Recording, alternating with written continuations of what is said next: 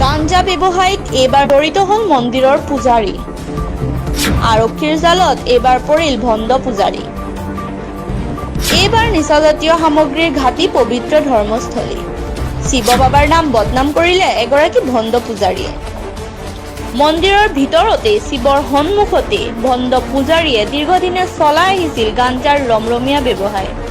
অৱশেষত শিৱ বাবা নাৰাজ হৈ পৰিল পূজাৰীৰ প্ৰতি আৰু তাৰ পিছত এয়া সোমবাৰৰ নিশাৰ ঢিঙৰ দৃশ্য।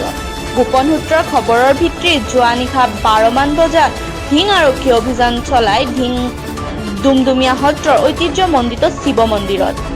অভিযানত মন্দিৰৰ ভিতৰৰ পৰাই 20 কিলোগ্ৰাম ওজনৰ ভাঙৰ 2টা পেকেট জব্দ কৰে।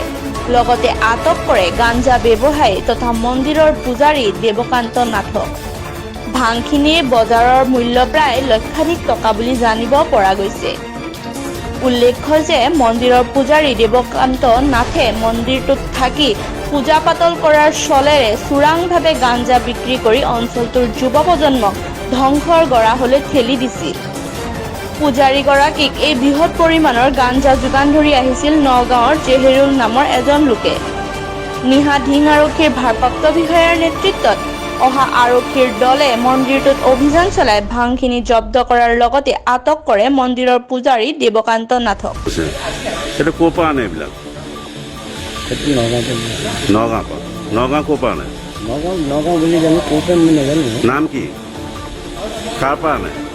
আপুনিতো ভাংখিনি আনে যে, কাৰ পৰা আনে? এইটো মিয়া এটা দিয়েহি। কি নাম?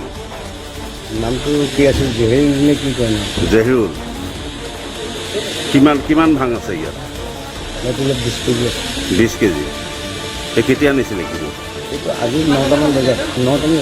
কিমান টকাত আনিছিল?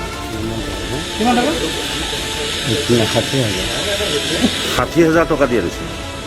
কি কৰে ভাং? কি ল'ৰা ছোৱালীক বিক্ৰী কৰে? ল'ৰা ছোৱালী নহয়, এয়া ভকত বহে অলপ অলপকৈ বহুত দিন বহুত দিনলৈকে খায়। আপুনি পইচাটো ক'ত পায়? ভকতে দিয়ে নেকি? ৰাইজে বহুত এনেকৈ লৈ পেলাই নিজে আনে।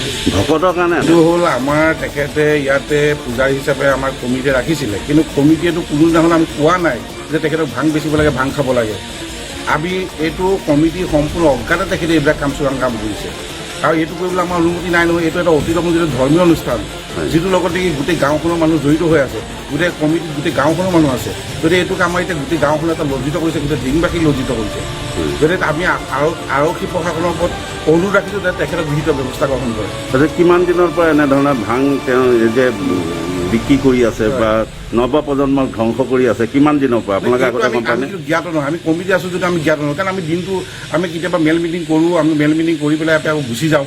গতিকে আমিতো এইটো নাজানো যে এইটো ভাঙৰ ব্যৱসায় কৰে, সেই বিষয়টোত আমি জ্ঞাত নহয়। কাৰণ আমি মিটিং কৰোঁ আৰু আমাৰ ৰাইজ আহে, মিটিং কৰোঁ। আমি উন্নয়নমূলক কামৰ কাৰণে মিটিং কৰোঁ বা অনুষ্ঠানত কিবা কৰিবলগীয়া থাকিলে কৰিবলৈ কাৰণে আমি মিটিং কৰোঁ। কিন্তু আমি কেতিয়াও এইটো